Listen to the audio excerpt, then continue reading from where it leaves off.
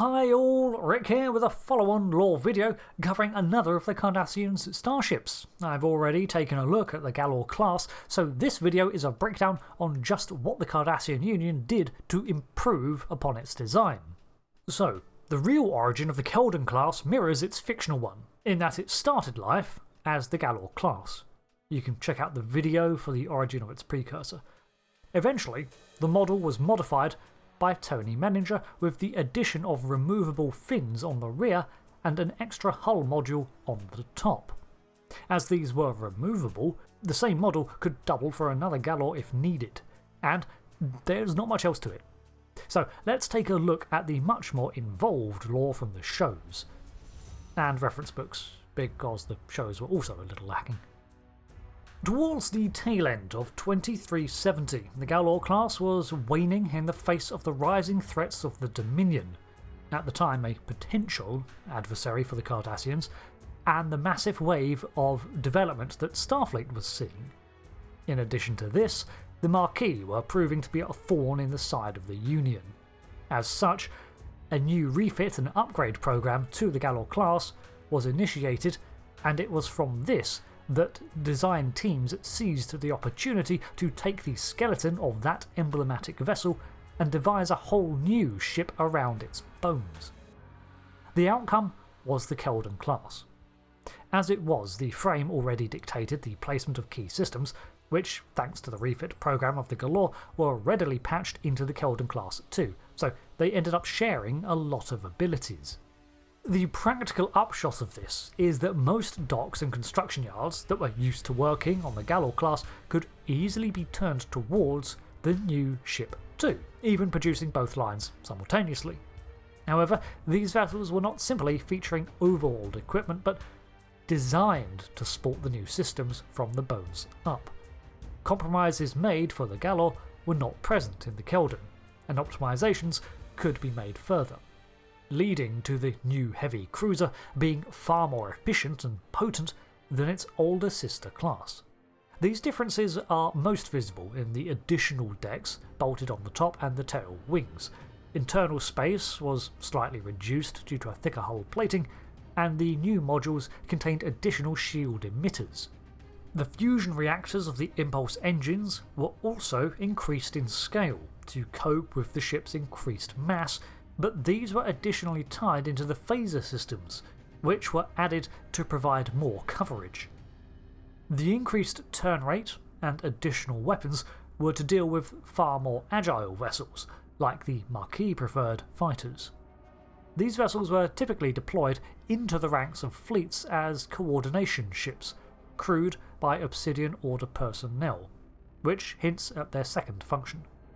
They were for intelligence gathering and apt spy ships, as well as frontline cruisers. Amid the new decks added were more advanced sensor systems and mapping suites for both exploration and observation, addressing one of the major shortcomings of the Galor.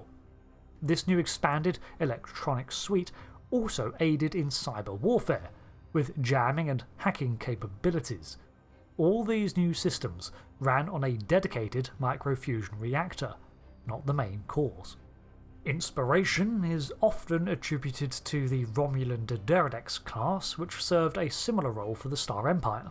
In fact, the Keldon was designed with the ability to utilise a cloaking device in mind, despite that technology not being one the Cardassians possessed. So, when the Obsidian Order formed a brief alliance with the Tal Shiar in 2371, the Obsidian Order received some of the coveted Romulan stealth tech and implemented it straight away into the Keldon class, almost like they knew they'd be getting their hands on it soon.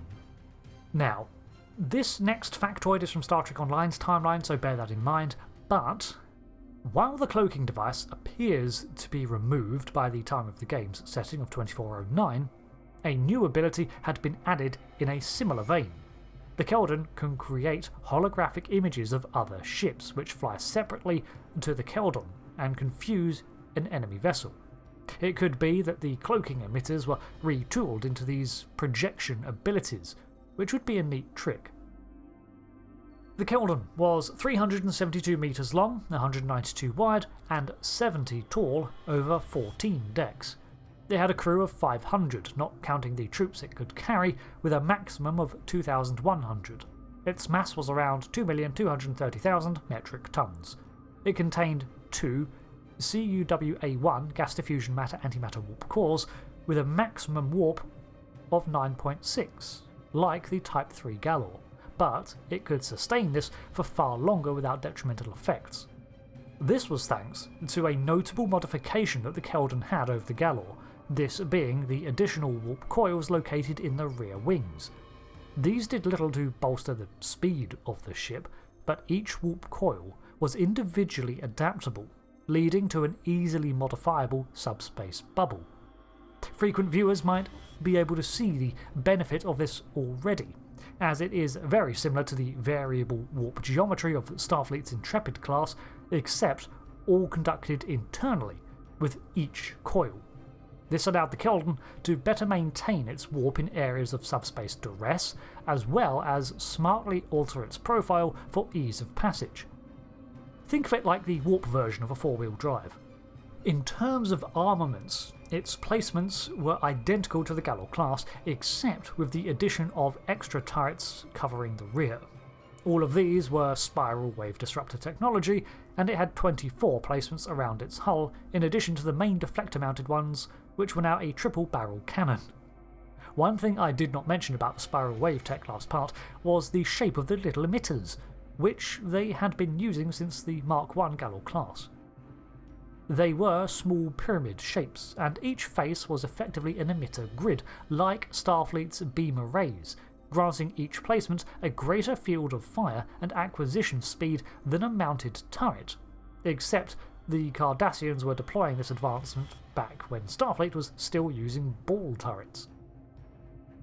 The Cardassians' original flagship design was grand when it launched, but soon fell behind as they failed to grow.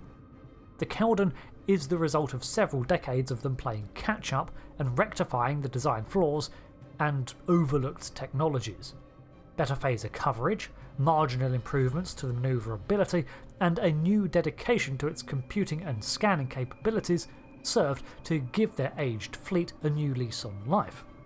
It's just a shame that they dedicated the entire initial wave of Keldon vessels to the Obsidian Order's failed strike on their Dominion and lost pretty much all of them. Still, new Keldons were being developed, but I eagerly wait to see what direction the Cardassian Union takes post-Dominion War. STO had them make some proper nice designs, not going to lie. Thanks for watching this breakdown on the Keldon Class Heavy Cruiser. Until the next video, I have been Gull Rick. Thanks again, and goodbye.